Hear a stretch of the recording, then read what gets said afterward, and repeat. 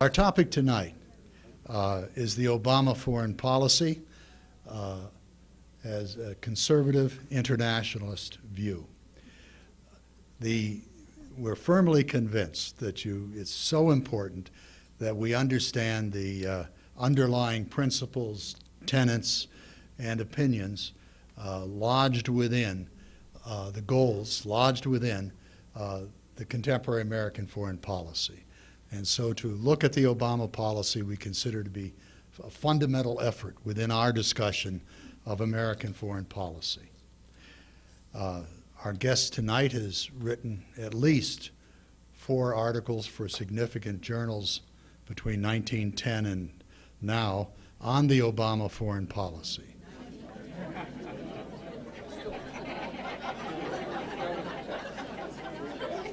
This is going back to the past, is that what we...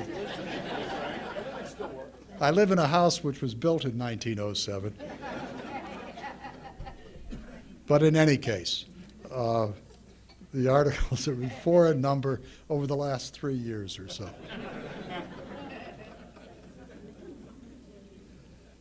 And probably of equal or greater importance, beyond his careful attention, scholarly attention to the Obama foreign policy, are the ideas that he brings to the table. He's taught a course on American foreign policy traditions, plural, for a number of years. He's written on this subject in a number of books over the past couple of decades. The themes of ideas and power and institutions appear in the subtitles of these works, which of course are central questions in any serious discussion of a particular foreign policy. So he brings scholarly attention to both the Obama foreign policy in particular and the broad questions of the nature of American foreign policy traditions. And his most recently published book, of course, deals with the question or deals with the subject of conservative internationalism as a description of a thread within American foreign policy tradition.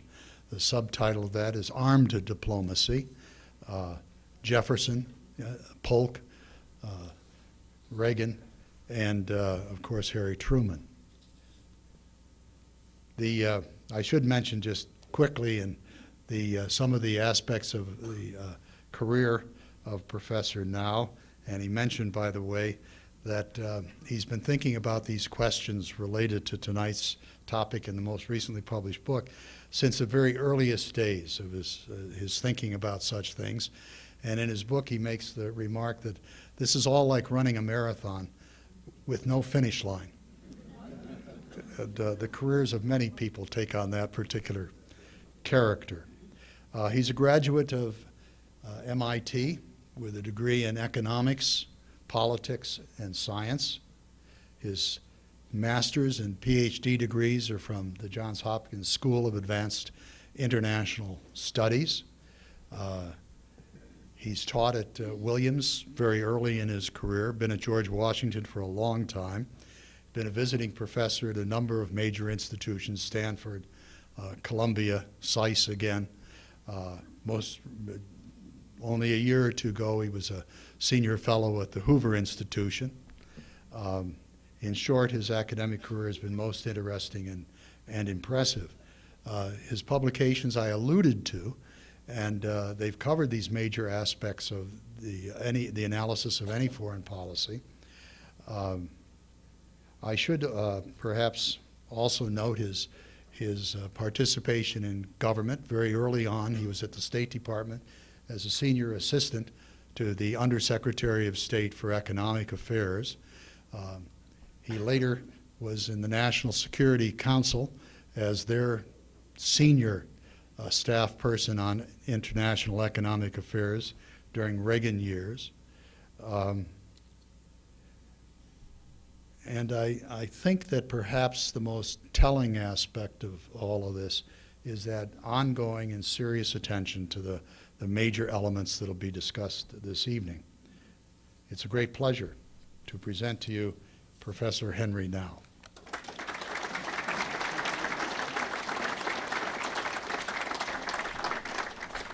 Thank you indeed. Thank you very, very much. It's a real delight to be here at the Baltimore Council, and especially to be here again with Frank Bird. You have two institutions here, the Baltimore Council and Frank Bird. He has superintended 3 of my books now, and I just mentioned to him earlier tonight he better stick around because there's another one coming somewhere down the line. But it is a pleasure to be here. And Frank, I actually am indebted to you for having given me a wonderful segue here about the year 1910. I have been trying to think about some way to say this, and my wife said, oh, don't do that. But today is my father's birthday, and he was born on October the 8th, 1910. Would have been 103 years old today. He died about 12 years ago, but he hasn't really died. He stayed very close to me and to all of us. I want to warn you before I begin by telling you a little story about Dwight Eisenhower. He had, I thought, a very good feel for people and maybe especially for intellectuals. So he had a definition for academics like me, or sometimes we say policy wonks who would come in to talk to him about problems. And he said, you know, those guys, those intellectuals, he said, they are people who talk for much too long, use too many words to tell you more than they actually know. So I'm hoping now I don't live up to Dwight Eisenhower's definition of an intellectual, but I may. It's in my DNA, I suspect. Let me start with a dire prediction, sort of to get your attention. I think we are in the United States repeating an old historical pattern in our involvement in the world of, on the one hand, first overreach, overexpansion, over-involvement in the world, and then followed very rapidly by withdrawal, under-involvement, returning home from the world. 10 years ago, the American people, and now I'm talking about us as well as our leaders, voted overwhelmingly to get heavily involved in Afghanistan and Iraq. Today, 10 years later, or 11 years, 12 years later in the case of Afghanistan, we're voting overwhelmingly again to hightail it home and never again to put boots on the ground in Syria, in Somalia, in Libya, wherever. Now, I'm going to suggest that that's a mistake. In that regard, I'll be a little critical of President Obama's foreign policy, but I think he represents more a condition in which we have found ourselves over and over again historically. So I don't want to put all the blame on his shoulders. It's happened, by the way, after World War I, after World War II, after Korea, and after Vietnam. That is, in the case of all of those events, we stayed at home until we were attacked. Then we went abroad with a vengeance to defeat and then try to democratize the aggressors. And then after we thought we had done that, we left, confident that either international institutions could take over for us or that other countries would step up and share the burdens. Think about it. After withdrawing from the world in World War I, what happened to us 2 decades later? Pearl Harbor. After the end of World War II, think about what we did. We demobilized rapidly, came home, turned over to the world, the United Nations. What followed? The Berlin blockade and the Cold War. Think about it. Korea. We actually never came home from Korea, but Dwight Eisenhower came into office and said, listen, we have to cut back. We have to spend less on defense. We have to do more to kind of reduce our activity in the world. And we did under his guidance to some extent. And what happened, we were confronted in 1962 with the Cuban Missile Crisis. By the way, the crisis that brought us closest to nuclear Armageddon that we have ever come. And after the Vietnam War, what happened? The Soviet Union began to, as never before, project its military power into Africa. It invaded Afghanistan, and for a while it took over South Vietnam. That is, it established naval bases in Cam Ranh Bay and other places. So we have been repeatedly involved in this kind of a cycle or this kind of a pattern, and I worry greatly that we're in the process today of putting in the bank these kinds of problems for the future. That is, that we're going to get hit again in the future if we continue to back up, if we continue to think that by somehow reducing our world and our role in the world, we can avoid the world. Now, why do we do this? Why do we do this over and over again? I'm going to argue it's because we have something missing in our thinking and in our debate about American foreign policy. It's something which has been there, by the way, all along, as I'll show historically, but it's been relatively neglected. And that is a tradition that I will call conservative internationalism. We have two main traditions, all right, that influence our debate and our thinking about American foreign policy. And I want to argue that it's those two traditions that kind of yank us back and forth into and out of the world, all right? The one tradition is the realist or nationalist tradition, which tells us don't get overly involved in the world. Take care of America, defend this country, maybe worry about this hemisphere, but don't get too heavily engaged because there's not a lot of good things out there.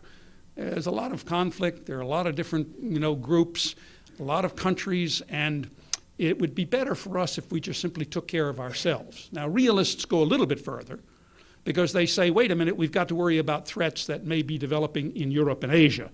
So we have to be a little bit preemptive about what may be developing out there. But all we should really do is go out there and try to stabilize things, try to balance power. We're never going to change the character of the world. All right? That's kind of a pessimistic view of the world, and it's one that causes Americans at various times, as I've suggested, to say, hey, wait a minute, why do we need to be involved? Why don't we just take care of ourselves here or do minimal sorts of things in Europe and Asia? We may be on the cusp of that kind of an approach right now. But then there's a second tradition. It's the liberal internationalist tradition. By the way, the realist and nationalist tradition, it's identified with Andrew Jackson. It's identified with the Monroe Doctrine. More recently, it's identified with Nixon and Kissinger. All right, that's the realist tradition where you play the game of power to protect yourself, maybe in a limited way if you're a Andrew Jackson or a proponent of the Monroe Doctrine, but also in a more involved way if you're a realist and you want to work with other great powers the way Nixon and Kissinger did, but always just to stabilize the world, always just to preserve the status quo. You never can really change the fundamental character. It'll always be anarchic. The world will always be anarchic, and it'll always involve many kinds of other countries, most importantly despots as well as democracies. Now, the liberal internationalist tradition tells us exactly the opposite. It says, no, Americans, we can go out there in the world and we can actually make the world better. We can actually promote freedom in the world. We can actually make countries free and different and better. And we can do that largely by international institutions, by negotiations, compromise, and international institutions. Now, this is the tradition that's associated with Woodrow Wilson and the League of Nations, with Franklin Delano Roosevelt and the United Nations. And it's a tradition that tells us that, we can make a difference and we can spread democracy, but we can do it largely through international institutions. In fact, we must do it largely through international institutions. We don't want to be too heavily involved in the use of military force. In fact, we want international institutions to engage in disarmament, and we want to then use military force only as a last resort. Only, in fact, if all of our efforts at negotiations do not succeed. Now, that's the tradition that kind of tells us, hey, come on, we can get in there and do it. Let's go. And we can shape the world, a different world, through these international institutions and through international law. Well, these two traditions have kind of got us, on either side. And at various times, they pull us into the world, and at other times, they yank us back into the world. Now, I want to suggest that there may be an intermediate tradition, which has been around for a while, certainly since the time of the beginning of the Republic. I'll identify it to some extent with Thomas Jefferson. And it kind of tries to combine some of the elements of liberal internationalism and realism, but does it in a very disciplined way. That is, does it in a conservative way. All right, and I'm going to emphasize that adjective as I go along. And what it suggests is that we can take the objectives of liberal internationalism, because I think, as you'll see in a minute, we all really believe that freedom is not just for Americans. It's really something that's available for all human beings everywhere.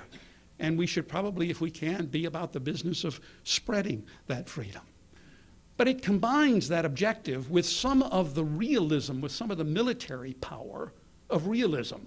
That is, it arms our diplomacy because it knows that we're going to be dealing with despots, with authoritarian countries. And those authoritarian countries use force daily, police force, in their own countries, and they will use military force against us if they get a chance.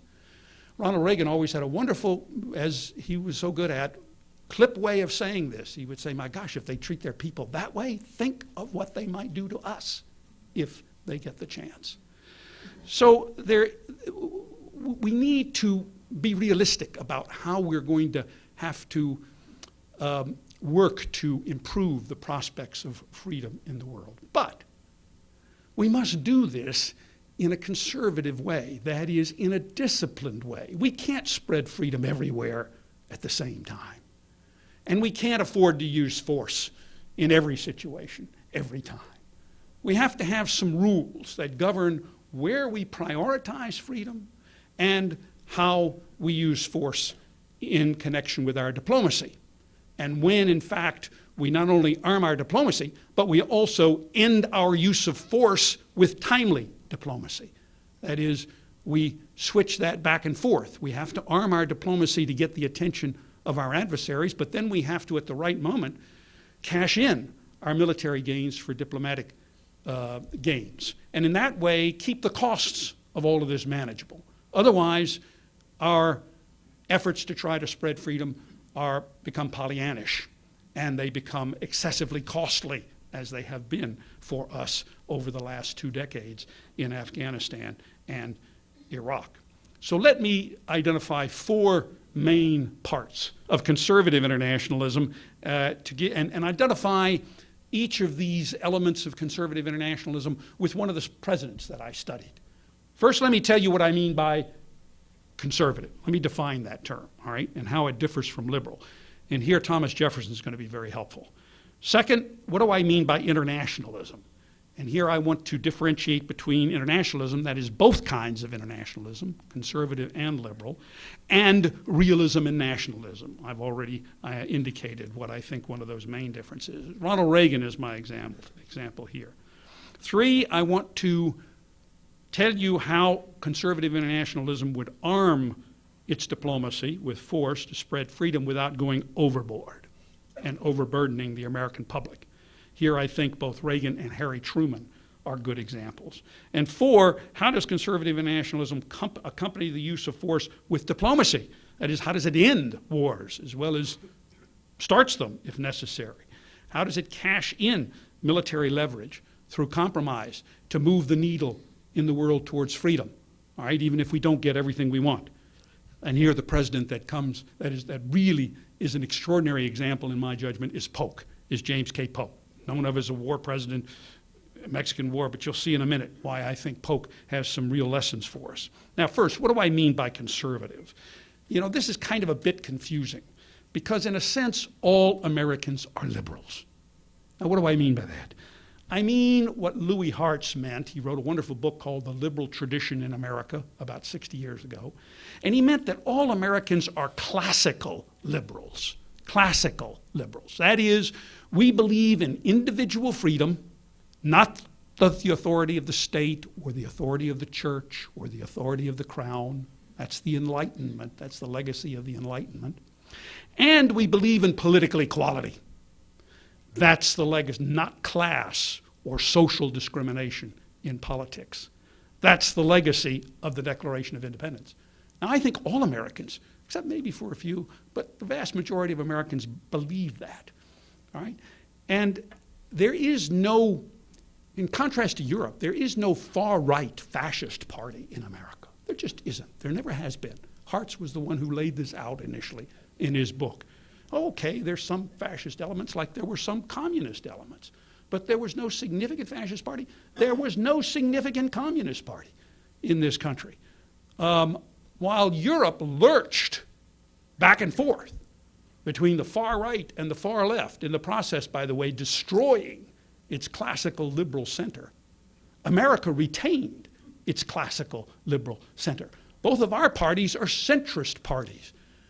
I'll make that clearer to you because that doesn't seem right today. We're so far apart. We're so polarized.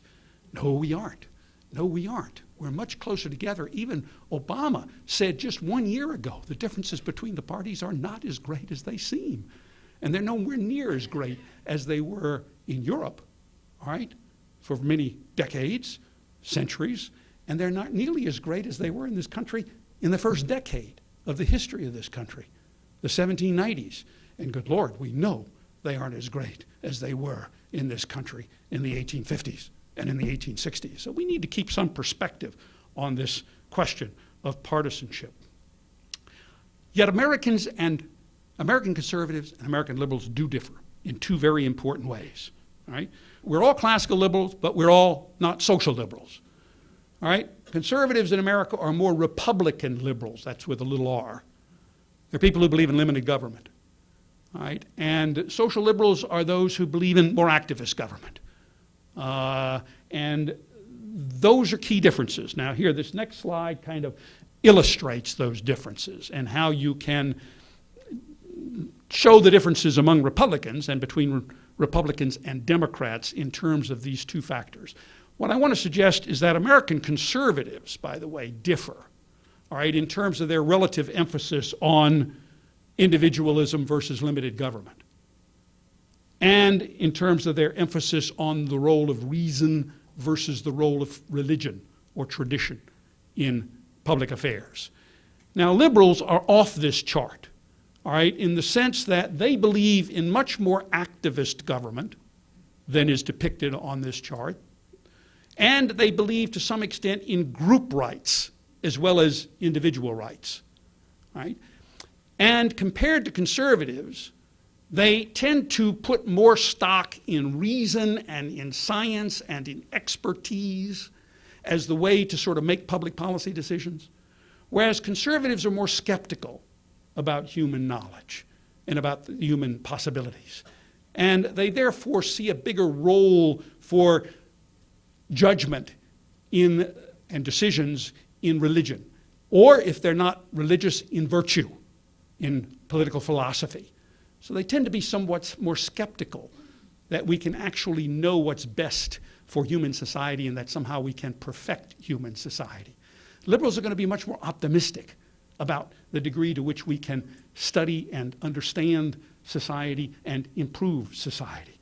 Liberals tend to see social science as an objective science or a potentially objective science. Conservatives are always going to wonder, how can it be objective when in fact we are studying ourselves? That is, we are studying people, and therefore we're studying things we like and dislike. You know, scientists don't study things they like and dislike. They study quarks. They don't like or dislike quarks. But you and I, we study parties, we study unions, we study churches. We like or dislike them. So it makes, I think conservatives would say there's an argument here, and it should be listened to. Now, therefore, if that's the big difference between liberals and conservatives, all right, liberals are just much more inclined to think that we can get to the answers through expertise, maybe even ultimately through scientific methodologies. Conservatives are going to say, no, in the end, you're going to have to make some judgments, moral judgments based on religion and virtue and tradition, and it'll not all depend upon reason. On the other hand, liberals are going to say we need a lot more activist government, we need more social equality, and conservatives are going to say no, we need more limited government because we're more concerned about personal liberty. So think about it this way. Liberals will, in the crunch, often give the benefit of the doubt to social equality over individual freedom. All right? If it means a few more restrictions on an individual freedom, that's okay, as long as everybody can be treated equally socially and have similar circumstances socially. All right? I'm saying in the crunch, they make that choice. Nobody wants either one or the other, but liberals will come down on more social equality. Conservatives will come down on more individual freedom. They'll say, you know, I'll accept more social inequality as long as I, you know, have freedom to be what I want to be. Now, they both believe in equality of opportunity. So we're talking here about equality of results in the case of the most aggressive sort of social advocates, and on the other hand, the maintenance of personal freedom in the case of the aggressive advocates on the conservative side, the most sort of libertarian groups in the Republican Party. Now, you can actually picture the groups in the conservative movement in America today on this chart. By the way, there's a chart in the book that depicts this for liberals, all right? But since the book is about conservative, and I told you I was going to emphasize conservative, we're focusing here on the conservatives. You know, you can place all of the contemporary participants in the debate about American foreign policy and about American domestic policy on this chart. You have the libertarians, that's Rand Paul and Ron Paul, his father. You have the social conservatives, that's Santorum and Michelle Bachmann and maybe Newt Gingrich and others who belong in that camp, maybe Governor Huckabee. You see him on TV a lot. Up in the right-hand corner, you got the economic or fiscal conservatives. All right, that's where I would put people like Romney and probably also my former boss, Ronald Reagan. They believe very strongly in maintaining limited government and keeping the size of government down. And they believe in sort of a majoritarian kind of democracy. Let the people decide. I'd put Jefferson in this box too, by the way, although he was also very libertarian. So he's probably right in the middle, up above the horizontal line. Finally, you get the reform conservatives. Now you get people like Richard Nixon. He was the one who created the EPA. Do you know that? Did you realize that? He created the Office of Economic Opportunity. Gosh, some pretty liberal programs. And George W. Bush, he created the prescription drug program and was, of course, very adamant about bringing the national government into education, which has traditionally been a local government responsibility. So there are reform conservatives who believe in more activist government, but they don't believe in quite as much activist government as most Democrats do, as most social liberals do. Now, you can, so on the foreign policy side too, you can identify the different points of view. You get Pat Buchanan down here, on the left-hand side of the diagram, and you of course get Sean Hannity probably here on the lower left-hand side. So you can play with this, but it's a spectrum. These aren't dichotomous categories, so you can place just about everybody on there. And they differ to some extent on domestic as opposed to foreign policy, but there's a thread that runs through both domestic and foreign policy, by the way, for conservatives and for liberals, all right? And that, in other words, domestic ideology is important for how you think about foreign policy. And here, my best example for you is Jefferson. I love Jefferson, you'll find that. I love Jefferson and Reagan, and you'll have to forgive me, that's my passion. But Jefferson had a wonderful way of kind of expressing the conservative philosophy. On the question of limited government, listen to this, what he said in his first inaugural. Sometimes it is said that man cannot be trusted with the government of himself. How then can he be trusted with the government of others? Wow, that says it all for a conservative. Let's take care of ourselves first, our families, our neighborhoods, our churches, all right, and then we'll take care of what we need to at the national level. But if we can't take care of what we need to by ourselves, that is, or that which is closest to us, we have no business trying to run the country, all right, from the national level, telling other people how to behave.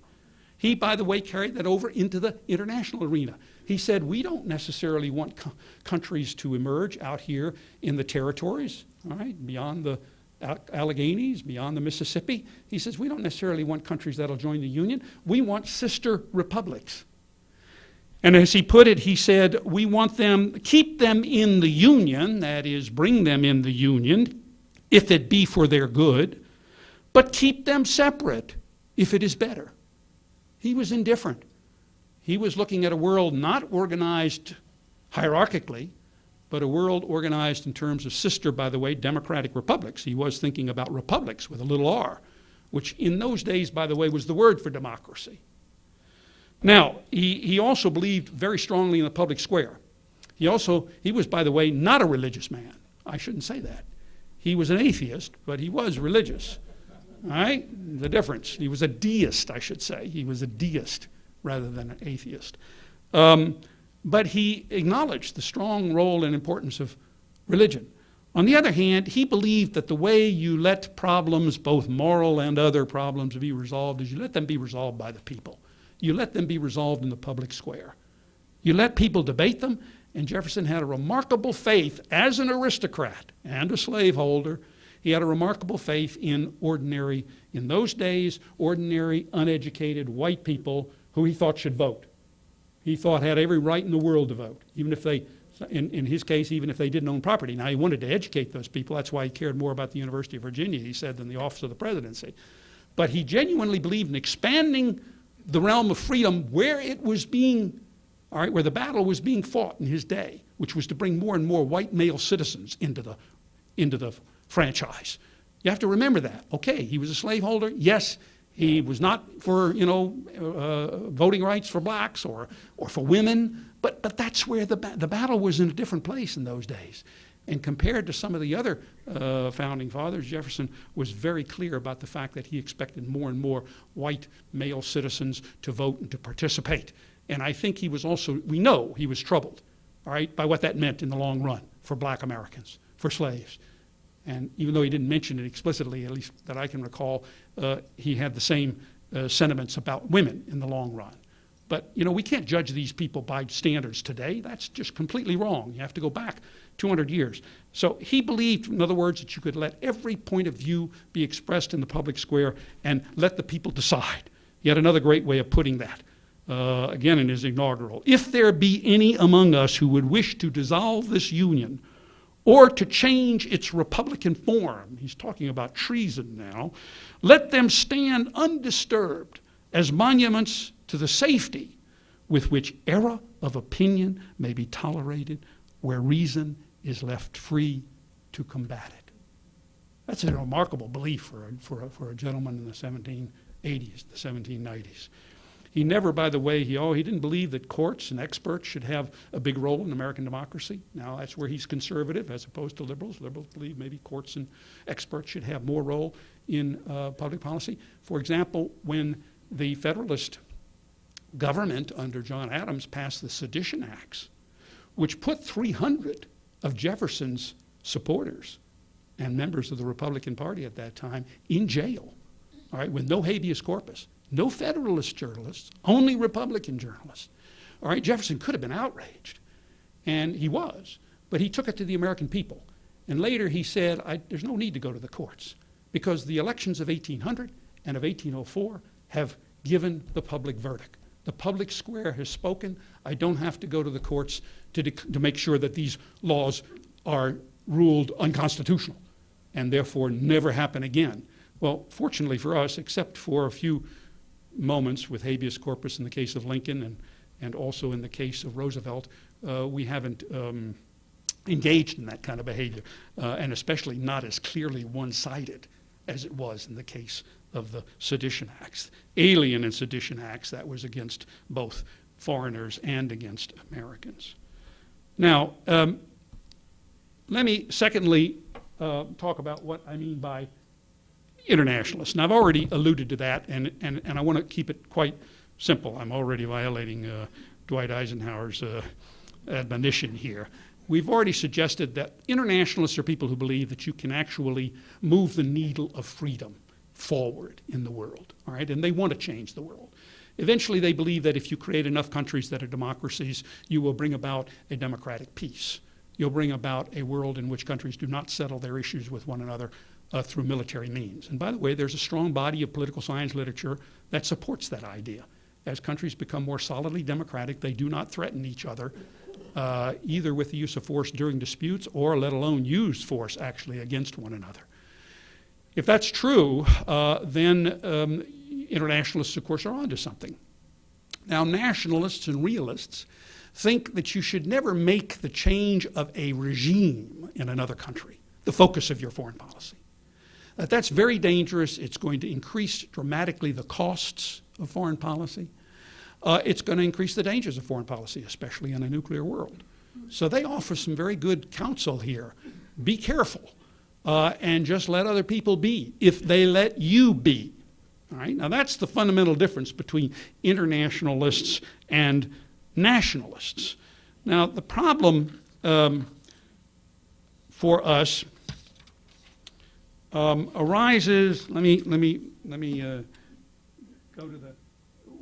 To some extent, the problem arises with Ronald Reagan, because Ronald Reagan was neither a liberal internationalist, that is, he strongly criticized Jimmy Carter, for example, and did not believe that you could spread democracy primarily by international diplomacy and international institutions.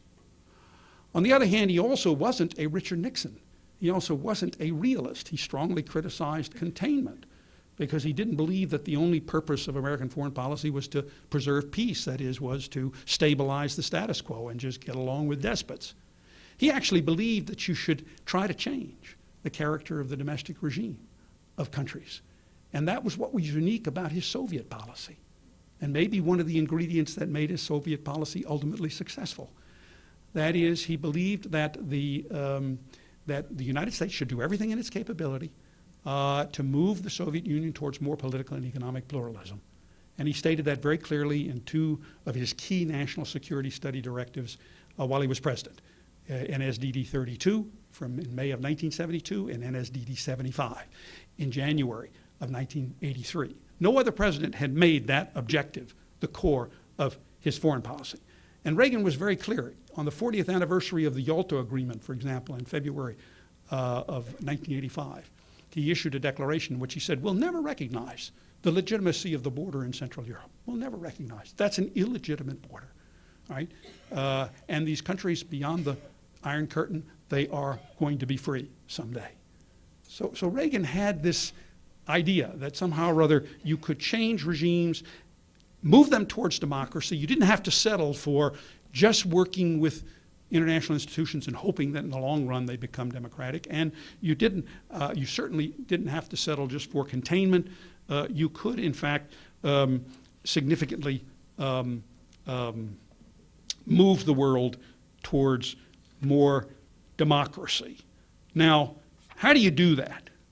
How do you do that in ways that are, by the way, Reagan used to say, now that doesn't mean that you don't concentrate first on democracy in America. Because he had a way of saying, he had a way of putting that. He said, you know, guess what? If we lose democracy in this country, where do we go? He says, you guys got any ideas? Where do we flee? You lose democracy in other countries, and where do they go? They come here. So he understood you had to first secure democracy in America. That's, by the way, a good nationalist premise, which Reagan understood. But he also understood that you can't have real freedom here if you don't care about freedom abroad. I mean, America is less and less, by the way, a coherent racial group. All right? Within a few years, we're going to be 50% or more non-Anglo-Saxon, non-white. So we are, if anything now, increasingly an idea, and we're an idea that mirrors the racial and ethnic makeup of the world. So if we're serious about our freedom, we're going to have to be concerned about the freedom of others abroad. Now, but how do you do this? This is my third point that I want to make. How do you do this in a way that is reasonable? That is, in a way that doesn't overload us, because we can't take on everybody's freedom. We can't work in the world on behalf of everybody and try to, as George W. Bush said, I think mistakenly, in his second inaugural address, end tyranny in all countries, everywhere. That is not possible. We don't have the resources, we don't have the insight, we don't have the judgment, we don't have any other capabilities for doing that, all right? But how do we do it? Well, we do it, I think, in four ways through what I have called conservative internationalism. That is, we try to discipline now this internationalism, all right, that is in our DNA, because we care about freedom, and not just ours, but also the freedom of the world. So how do we discipline that? Well, We do it we know, by the way, we know it's going to take the use of more force than probably we would like. Why? Because we're going to be trying to move the needle of freedom forward in the world against despots. Do you think they're going to like that? Do you think they're going to cooperate with us on that? I doubt it. And they use force pretty consistently, pretty regularly. So the question is, how are we then going to bring that force to bear without, once again, overloading our capabilities? All right. Here are the principles that I think have to be followed if we're going to do this conservatively, if we're going to discipline this. First of all, we're going to have to decide, where is freedom more important than elsewhere? That's a tough decision to make, but we have to do that. And the way we do that, I argue, is, the third point up here, is to give priority to the spread of freedom in countries that border on existing free countries. Now, that means principally the countries in Europe that are now on the dividing line between free countries in the West and more authoritarian countries in the East, like Russia, and the same dividing line in Asia between the free countries of Japan, South Korea, Taiwan, India, obviously Australia, some of the struggling democracies in Southeast Asia, and an authoritarian, no question about it, China, that continues to rule its country by a one-party mechanism. Now, there's a third maybe border of existing freedom, but it's a little different, and I think we have to think about it somewhat differently, and that is the border around Israel in the Middle East, Israel being the only real democracy in the region. But let's think for a moment about the borders in both Europe and Asia. Here I'm talking about countries like Ukraine or Turkey, all right, really critical countries today in terms of how they go. How will they come out of this struggle? Because believe me, there's a struggle going on for the hearts and minds of those countries right now, between an authoritarianism to their east and a liberalism to the west, and to some extent they've got those elements mixed up in their own soul, and they're trying to figure out how to do it. Korea remains an incredibly important country, because someday, South Korea, by the way, I would consider to be a very robust democracy, has opposing parties that rotate in power now peacefully. But someday something's going to happen in Korea. That peninsula is going to unite one way or the other. The question is going to be, at that time, will Korea get sort of sucked into a more authoritarian relationship with China? Or will it, in fact, become wholly united and free, like Europe, and be part of the Western world of free societies? Now, the point is, we should keep our eye on those countries. Doesn't mean we don't deal with problems in other parts of the world, all right? So if we're confronted by threat in Afghanistan, as we were, all right, and as some people thought we were in Iraq, we go into those countries and we deal with threat, but we don't stick around to try to build Jeffersonian democracies in those countries. Why? Because it's not because those countries can't become free. They're just as capable of being free as any other countries, all right? But it's because they are in remote regions, distant from existing countries. It's going to be much more costly. You don't have the advantages of powerful, proximate democratic societies and free markets like you have in Europe. Think of the enormous influence that the European Union has had and role it has played in bringing democracy to Eastern Europe and hopefully in the future to Ukraine and maybe Turkey. It's had an enormous, it's done more for the spread of free markets and democracy than almost any other thing, because it's right next door. All right? Think about Japan and its influence on South Korea and Taiwan, and of course the United States in that region. So where powerful democracies are present and powerful free markets, you have the best chance to spread democracy at the least cost. If you're going to try to do this in remote regions like Afghanistan or Iraq or maybe Somalia or Libya or Egypt, you're going to have a much, much harder time. And I don't think that the American people or any people will accept the costs of something like that. So this is a rule that I'm suggesting, a conservative rule by which you discipline where, in fact, you prioritize the spread of freedom. Now, the other rule that is absolutely crucial is in disciplining the use of force. Now, the use of force is absolutely essential from a conservative internationalist perspective. The use of force in negotiations, not the use of force after negotiations. Why? For three reasons. All right? You're dealing with despots, don't forget. You're dealing with non-democracies, the key opponents of the United States in negotiations.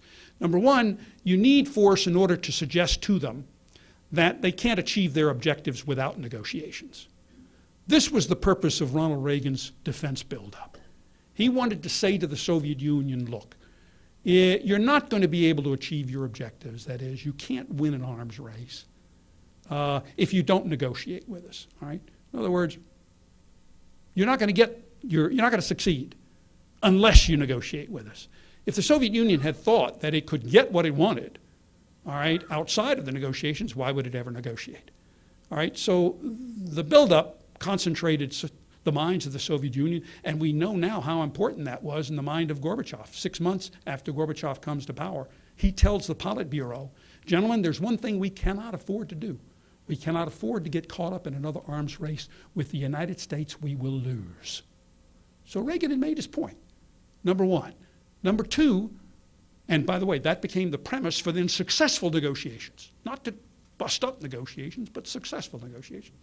Secondly, Reagan said, look, while we're negotiating, if you push at me somewhere on the ground outside the negotiations, like freedom fighters in Central America or invading Afghanistan, not freedom fighters, but communist proxy forces in Central America, or Soviet forces in Afghanistan. If you try, in other words, to push forward on the ground and get ahead while we're negotiating, I'm going to push back. So, for example, the Soviet Union had already deployed, intermediate nuclear weapons, SS-20s in Eastern Europe, all right, when Reagan came into office. And Reagan said, look, he asked him, he said, let's negotiate. Let's negotiate a 0-0. Let's get rid of those weapons. The Soviet Union looked at him and said, yeah, sure. We've got, they had something like 700 of them already at that time. You got none. I'm sorry. We're going to move ahead. And so they did. So Reagan said, hey, we're not going to get them to negotiate until we push back, until we show them that we can deploy our own weapons. And of course, by 1983, the end of 1983, he had succeeded in leading NATO to deploy the INF weapons. Now, once they were deployed, what do you think happened? Well, the two countries got together and they eventually reduced them to 0. Exactly what Reagan had proposed initially, but with no pushback. He was determined to push back because that was the only way he was going to get a successful negotiation. All right, and finally, it's not mine. I remember this time to turn mine off. I never do, but. And the third reason you need force is because you need something to negotiate with at the table, at the bargaining table. For Reagan, this was the miracle of the Strategic Defense Initiative. I mean, this was an extraordinarily powerful tool that Reagan brought to bear. And that he made it clear to the Soviet Union that he wouldn't just take off the table, he wouldn't just give it up, but he was perfectly willing to share it. Now, the Soviets didn't believe it, Gorbachev didn't believe it. I think there was a problem there that Reagan didn't fully consider. I don't think I would have believed it if I'd have been Gorbachev. But Reagan's idea was, look, this is powerful. This is going to stop, someday it's going to stop offensive nuclear weapons, especially if we can reduce the number of offensive nuclear weapons. Then potentially defensive systems will be robust enough that they will be able to protect us. And if I share it with you, and with other major powers, we can each do that. We can each deter the other by having big defensive systems with very few offensive systems, and we'll have a system of deterrence which is actually more humane than the one that existed. As you know, the system that existed was one where you had big offensive weapons and no defensive systems. And why was that? So that we could promise each other we'd destroy each other's populations and industry. Well, Reagan always, when he heard that for the first time, and when he began to think about this for the first time, even before he became president, while he was governor, his aides say he just shook his head and said, my God, that's the most insane thing I've ever heard. Now, his view may still not have been realized, but it was a pretty interesting view, and it was why SDI was such a powerful concept. Well, let me tell you something. The Soviets took Reagan seriously, and that was the reason why he was successful in those negotiations. Now, last point. It took something else, however, Not just the willingness to use force to make sure that the negotiations succeed, but the willingness to accept compromise and to accept it at a timely moment when your leverage is greatest, understanding that over time your leverage is probably going to dissipate. Now here was Reagan, again, very, very clearly said to his hardliners, and writes this in his diary, listen, fellows, I am going to negotiate at some point, and I am going to make a compromise at some point. I didn't come into this office to destroy the Soviet Union militarily, but I don't think I'm an appeaser, he said. I think I'll get a good deal. Trust me. Most of them did, a few of them didn't.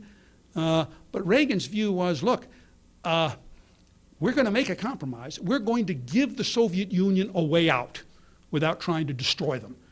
And that way out was his promise with Gorbachev to reduce offensive systems, maybe all the way to zero, and to bring the Soviet Union into the global economy. That is, to bring them into the information age, by the way, which had been kicked off by the revival of the American economy under Reagan and the revival of the global economy. That was a pretty good vision, and Gorbachev accepted it. And the Soviet Union came peacefully into the system because now it was pretty clear they were not going to achieve any other objectives outside the negotiations.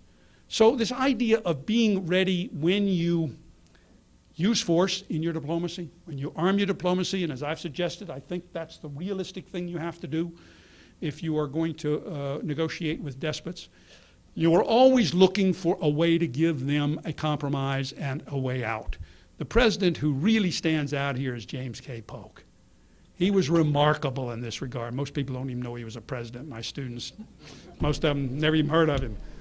But he fought the Mexican War. He's best known for that, I suppose, although he also, negotiated for the acquisition of the Oregon Territory. He was like Jefferson, the man who built the contemporary United States.